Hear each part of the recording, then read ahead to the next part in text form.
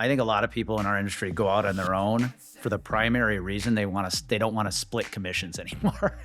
And, and and, and and that's not the right reason. and then they quickly realize there's this whole other side to insurance called running a business. You better be able to run a business. You better be able to manage employees. You need to understand your liability risks. You need to have leadership qualities, because just starting a business doesn't guarantee you any of that. Hey, welcome back to the Accelerate Your Insurance Sales podcast. I am really excited for this episode. This is somebody who I have admired for quite a long time, somebody who I believe has always done it the right way as long as I've known her, and I think got very handsomely rewarded because she's always done it the right way. And Nancy, you're somebody who, when I look at how you've built your career, the thing I admire, I think of the Frank Sinatra song, "I Did It My Way." I think that's something you really model, and a lot of people could really take to that, to how do I create a business on my terms. So with that, Nancy Giacalone, recent acquisition to Leavitt, founder of Olympic Crest Insurance. Nancy, welcome to the show. Thanks, Andy. It's a pleasure to be here, and thank you for the great words of compliment, recognition. I really appreciate it. Yeah, no, it's every one of them is deserved. And if you're watching the video, you know, Nancy is somebody who's admitting offline she loves control. You might see her pup pop in from time to time behind her. She's letting go of that control. And she has children who love attention, right, Nancy? That is right. They do. And we're going to talk about attention today. So let's talk. Being a female in the industry, you had Olympic Crest for what, 30 years, 35 years? Just shy of 30 years. Where was that moment, if you could take us back to the moment you realized as an insurance professional, it was time to go out on your own? Because I know we've talked about this in the past. It wasn't the easiest transition, but when did you make that decision that, you know what, I've got to take my own path here? Sure. That's a great question. So I was at the time a partner in an all lines insurance agency. I was young, I was female, and they decided that they were going to sell or merge with another agency. And the two primary shareholders of each of the agencies, so they came to me and said that they didn't think it would be a good look to have a female owner or producer, but it would be okay if I wanted to run the girls in the office. And there wasn't much of a decision for me. It was pretty much instantaneous. I knew that it was time to go out on my own. I really hadn't thought about it. I really didn't plan for that. I liked the agency I was part of. I liked what I was building and where we were going, but that wasn't for me.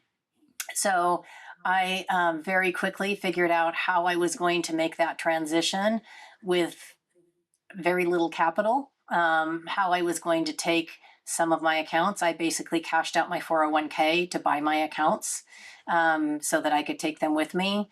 And I think I started with a book of, I don't know, $50,000, $60,000 in annualized commission, because that was all that was agreed upon that I could take with me. And probably, to be quite frankly, that was probably all I could afford at that time to buy off of them. So I went and rented an office.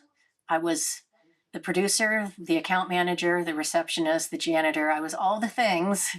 And I sat in that little tiny office all by myself for about a year before I got over the shock of realizing that I needed to change the way I was used to doing things. And I needed to create a new reality for myself. I'd be curious, when you realize you're out on your own now. And to your point, I heard somebody say this last week at a summit I was at. One thing about the insurance industry is it doesn't punish laziness. So people can kind of just hang out in the industry for a long time, be complacent, still make some decent money, but it's definitely a different mentality when your name is on the line. You're the one owning the risk. Were there certain things early in building the agency where you had that epiphany of like, oh, wow, this is all on me at this point? Oh, yeah, very much so. And I think one of the first things that I did when I realized, okay, I'm in control and I can build this the way that I want to, is I knew from the very beginning, I was going to need to be as efficient as Mhm. possible. Um, the insurance industry does not reward efficiency either. but Very when true. you're but when you're one person, you better be efficient. And Yeah. so I really leveraged every tool that was available to me to be able to run my tiny little one man office as if I was bigger than that. And everything I did, every decision I did was based on that I would grow, and I created job roles. I created processes that were based on people I didn't have hired yet, positions that were not filled. But I would create a process where the producer did this, the account manager did this, the next person did this. It was just my name in all those slots in the beginning. But when I was able to hire people, I knew what their role was. We didn't have to try to figure it out. It was already defined, and we were able to slot into that process quite easily. Well, and Um, we're gonna talk about that today too, because I think something you've done a masterful job of, which ultimately led to a successful acquisition, in my opinion, was how you set up processes within your agency, even when it was just you yeah. setting up the processes to say, no, this is going to be the process when we have 3, 4, 7 employees. hmm and then, like I say, I kind of sat there, other than creating my processes, I was a little paralyzed for that first year simply because my self esteem had taken a hit. I was used to carrier reps calling on me. They didn't want to, they didn't do that anymore because I was just some little one man agency. And I was just literally one day I walked in the office and said, well, it's time to get your butt in action and let's write some business. And that's what changed? Were there any moments early when you had that, maybe this isn't for me, maybe I should just go find another agency and go back to just selling insurance? No, I didn't. Once I left, I knew that that was the path for me. Okay. Despite as many difficult times as I've had over the years, I never once considered being a carrier rep or going to work for another agency.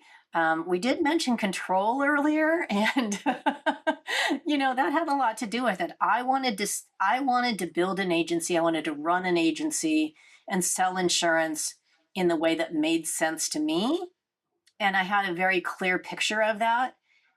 And I didn't want to compromise that. I didn't want to put that at risk. You From an efficiency standpoint and operational standpoint, I think you did a masterful job with the way you designed and set up Olympic Crest.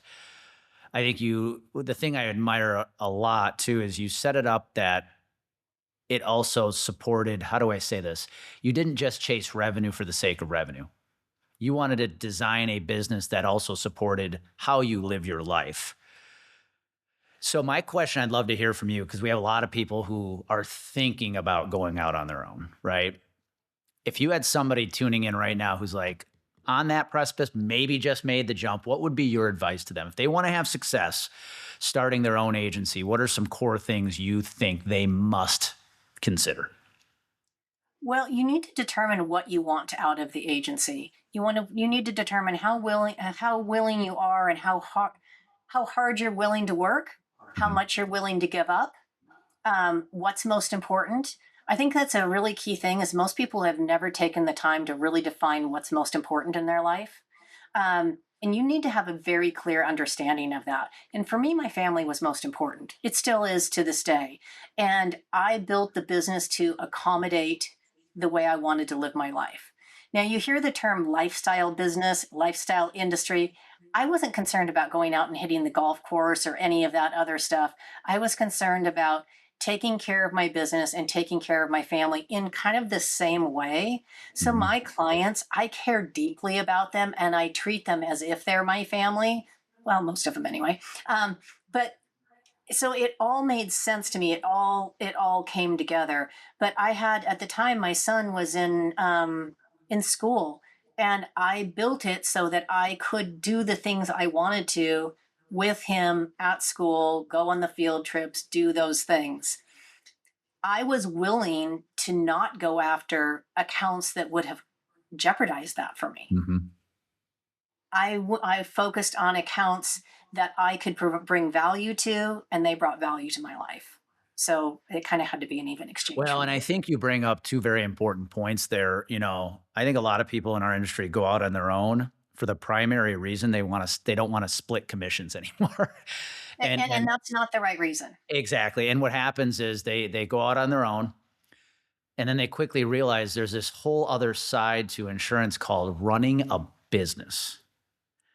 And I'll say, Nancy, I have worked with insurance agencies as large as 10 to 15 million, where you look and you say, wow, you've probably grown to that level because you know how to sell insurance. But watching you run the business, I have no idea how you're at 10 to 15 million.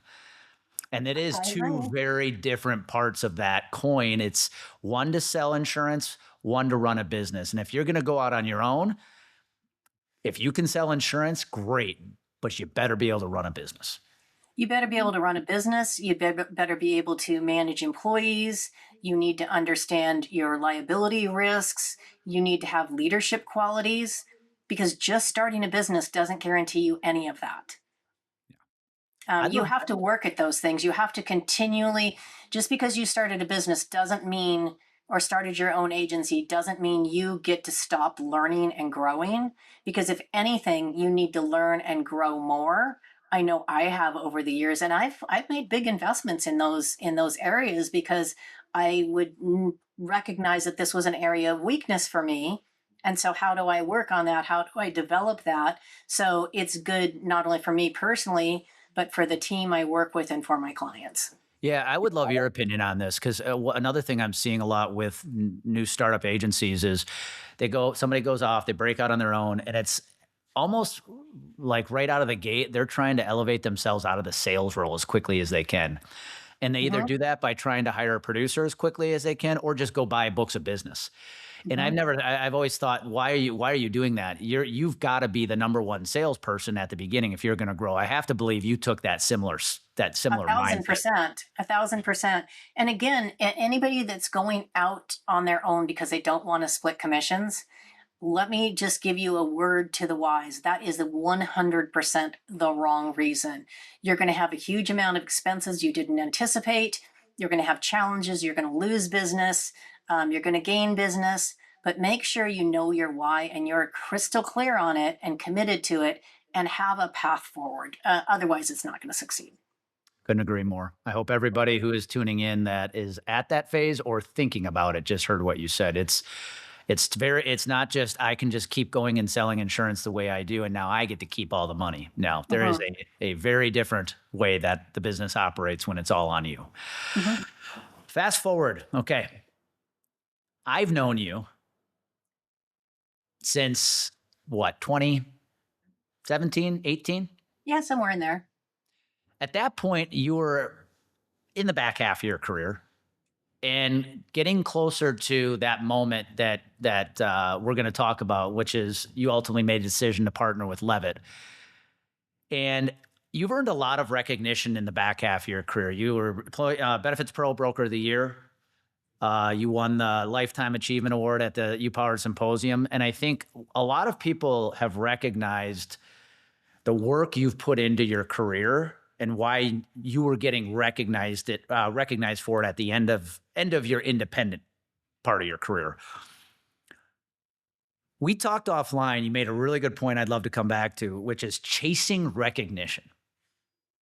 And we see a lot of people in this industry chasing recognition. And I know you have a very clear opinion about that. I What would do. be your advice? Because you get a lot. I think most of us have been there. We get I the I dopamine, and think then we yeah, start chasing that recognition. What are your thoughts on that? I think there's a difference between building a brand and building recognition based on what you do Mhm. versus chasing recognition for recognition's sake. I think that anybody in my industry can tell you I am solicited all the time to be recognized as whatever, the top 10 female producers in blah, blah, blah. For a mere $5,000, I can, make this list or I can be in this publication. I think that that is 1,000% the wrong way to go about it.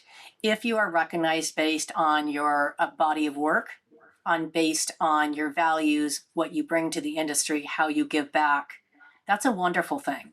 Yeah. And it well deserved. But if you're chasing recognition for recognition's sake, it's hollow and there's nothing really there. Yeah, I would agree with that. I think most people listening, I know I can say I'm guilty. I was probably guilty of that one time, right? I always think, take us back to 2013, 2014. Most of us didn't know who we were, right? Unless you were involved with Nahu, you Hmm. probably didn't know who brokers were in different areas of the country.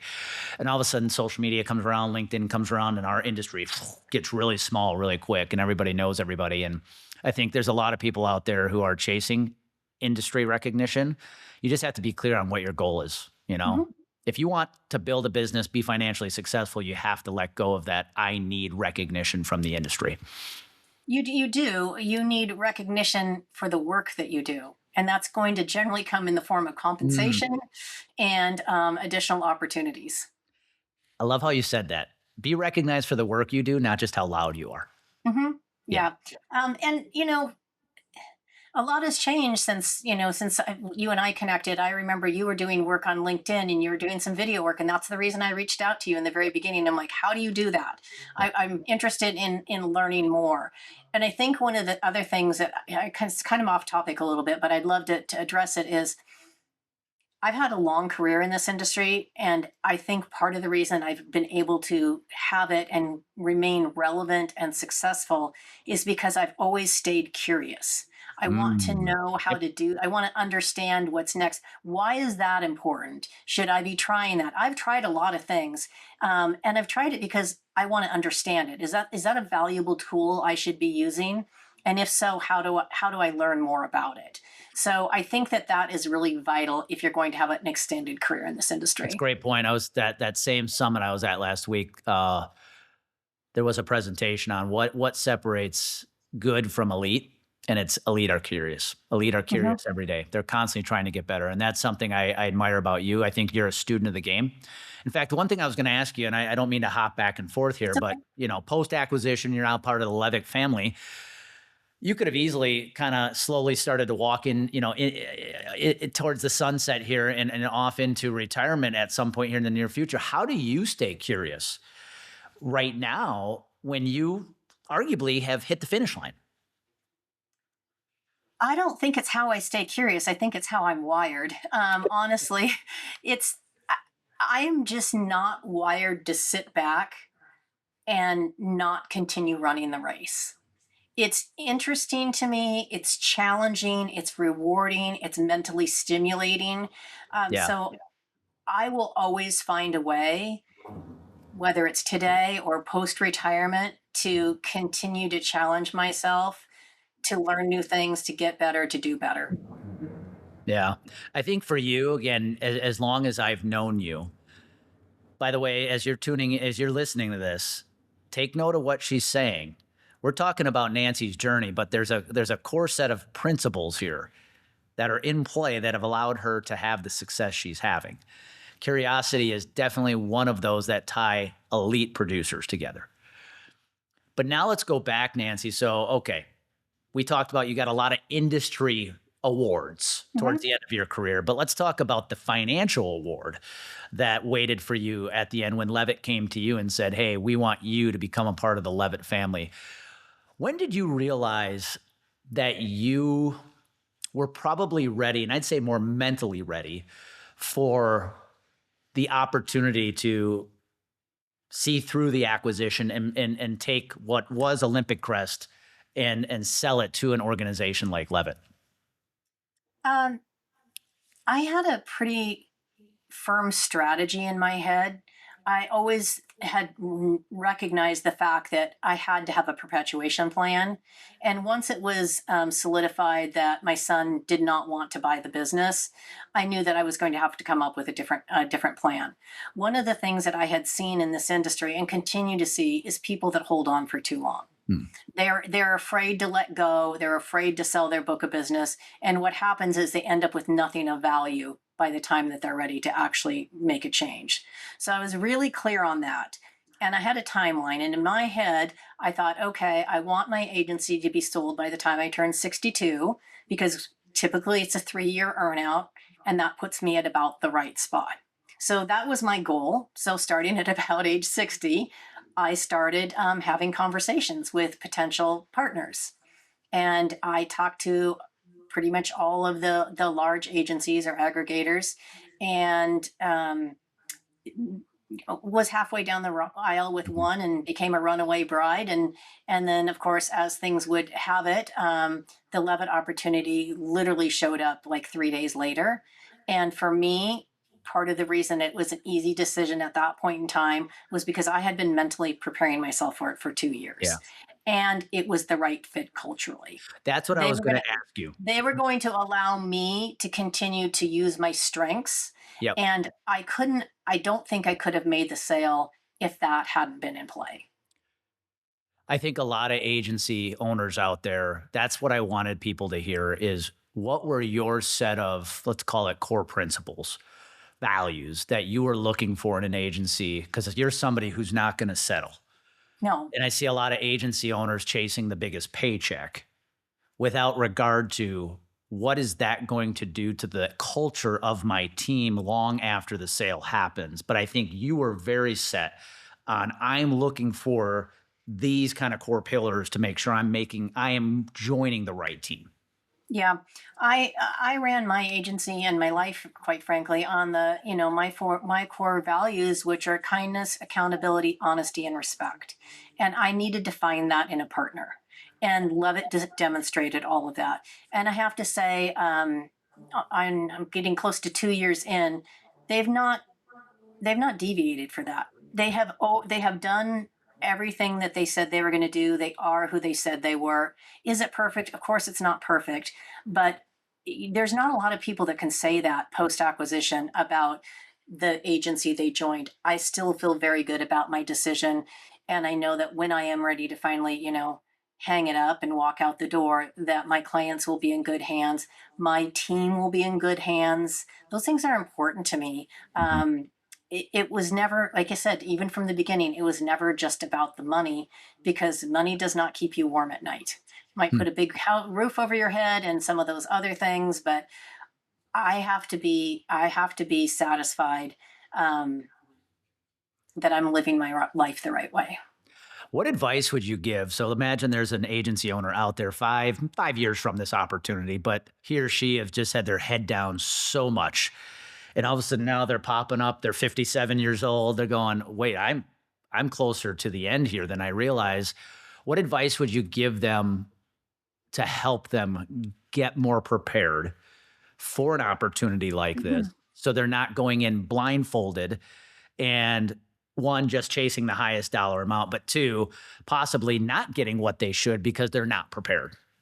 Right. That's a really good point. That was another thing that I had going in my favor, is I'm extremely organized. And so I had asked other people what documentation is being looked for when you go into this process. So I had 90% of my documentation already gathered and organized, so that when I did get to these conversations, I was able to just hand it over. And I think that elevated my value to them, because they could see that, again, I was organized, I knew what I was doing. But I would say that anybody that's, depending on your timeline as far as when you want to retire, but if you're 55 and older and you own your agency, you better have a perpetuation plan. It could be selling to your employees, it could be selling to another agency, it could be selling to a family member, but you need to decide on what your perpetuation plan looks like and set a timeline to it. Okay, I want to sell by X date, then work backwards from there. How long is it going to take for me to get there? How many people do I need to talk to? How long is it going to take for me to get my documentation together? What's a fair multiple? Let's find out what a fair multiple is. Not the highest multiple. What's a fair multiple? So that you can have that when you're having those conversations. Does the culture align? Are they going to bring my employees over? Are they going to honor their time served, their vacation, their 401k? Are they going to do all those things? How is it going to impact my clients? You have to think all that through before you get ready to shake hands with somebody and say, okay, let's do this. Yeah. Yeah, I'd be really curious. I'm going to ask you a two-part question here if it's okay. Yeah. I follow enough people online through podcasts who've, had success, exited a business, whatever the business was. Take us to the moment when it happened. So when paperwork signed, you signed, they signed. One, how did it feel when it was official? And two, I literally want to go to the moment when it was done. What did you do at the end of that day? Me, probably nothing. We might have gone out and had a dinner and a cocktail. I don't know. It didn't really, to be honest with you, other than seeing the money in my account, Yep. which, had to be dealt with, um, it wasn't really real for me until they took my sign down.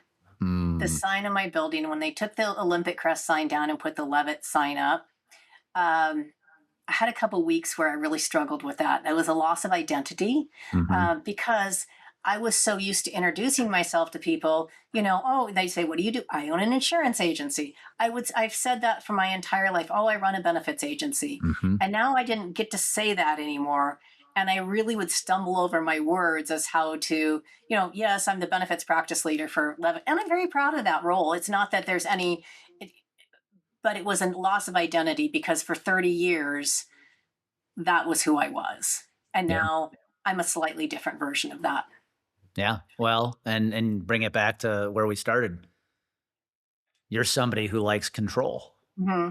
And Hmm. now you no longer have control of the sign that's hanging on your building. Mm-mm. So Yeah. yeah, that was a challenging thing for me, but I wouldn't say that I had any overwhelming joy because it was something I knew I had to do. Yep. I loved running my business.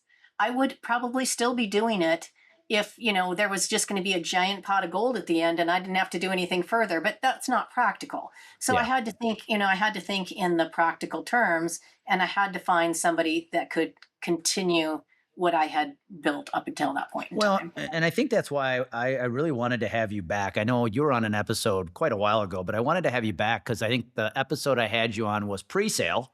It would have been, And yeah. here we are now post sale. One thing I really admire about what you've done with that is I think a lot of people in the industry want to scale for scale's sake to see how big they could get the agency to make a massive exit. And that, quite frankly, isn't everybody. Right. And I think what you have done such a masterful job is number one, you've planned the exit. So you were prepared for the exit, which means you got to exit on your own terms. And I think so many people in the industry that are at that position don't have that luxury because they're not prepared or their agency is not sustainably growing the way it should. So now they're selling out of need more than desire, which means they are not in control of that acquisition whatsoever. Hmm. Hmm. I think it's really important to understand what your agency's strengths are as well. Like Yep. you need to understand, okay, what is my EBITDA? What is, what are my annual revenues? And are there numbers in that revenue that may be bonuses and stuff that are not ongoing? They're going to take that out. Yep. So it's really important to understand how it works. And because I had spent so much time planning for it, I was mentally prepared for it. Yep. It wasn't just a boom, all of a sudden it was Yep. what was boom and it was done. But I would already made that decision in my mind. It had been made a while before it actually happened, so it wasn't such a shock. Mhm. And I get the scaling. I mean, certain people are just serial entrepreneurs. That's their thing. I don't think that's most people in this industry, though, but they see those people and they think, oh, I can do that too.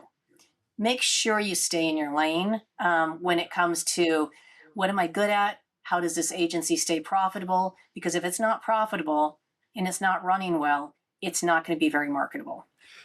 You know, literally before this episode we're recording right now. I was on a call with one of my partners that's helping us with some stuff, and we got an opportunity right now with one of the programs we're building out where it could be a very large opportunity. And he kind of called me out and he said, "Hey, are you prepared? If this actually happens, are you prepared to support that?" Mhm. And in my head, my initial reaction was, "It's still too far away. I'll worry about it when." And his point was like, no, no, no, no. You need to be prepared now. And that's your point. Yep. If you want to make an exit on your terms, it's not, I'll worry about it when it's a reality. It's what are you doing now to be prepared when it happens? Yeah. It's I great advice. I do a little bit of non-promoted consulting on the side, and Mhm. I worked with a woman recently that was thinking about selling her agency, and she came into it very defeated, and she didn't seem to have a lot of confidence in her ability to negotiate. And we spent, I think we did 10 weeks. I don't recall exactly, but we've done a few follow-ups. And honestly, to me, she seems like a completely different person now in such a positive way. She Yeah. actually decided she's not ready to sell right now, but she gained so much confidence going through the process of understanding the actual value of her agency, how it would be determined. And now she has a plan that will help move her along when she's ready. And I think that's the main thing, is that people have to put together a plan of what that's going to look like, and they have to execute on it, because you can't just wait till the last minute. Yeah, I didn't intend to even think about this, but if I'm thinking about a topic for this episode specifically, it's, are you prepared for success? And that's, you have to be as prepared for success as you are for failure. Yeah. Um, Last week, that same summit I mentioned I was at, we hit a milestone last year as a business. And one of the speakers at the summit posed a question, you must act before you become it. Hmm. And I was sitting there because we hit a milestone, but I'll be honest, I've struggled a little bit early this year. Like, how do we keep going from here?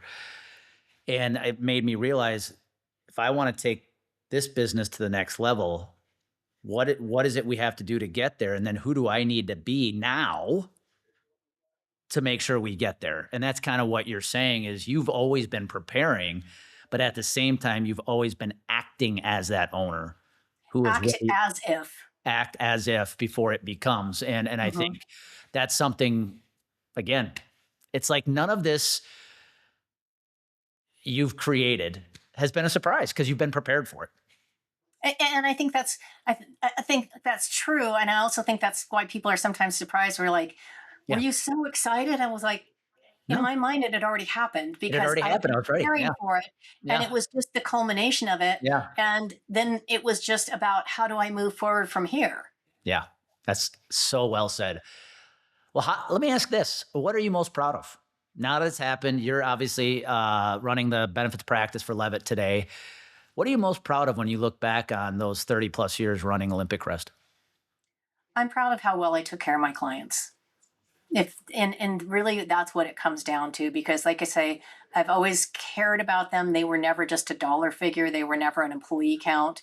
They were people that I cared about and thoughtfully helped them put together programs so that their businesses could continue to be successful and their employees could be healthy and well protected.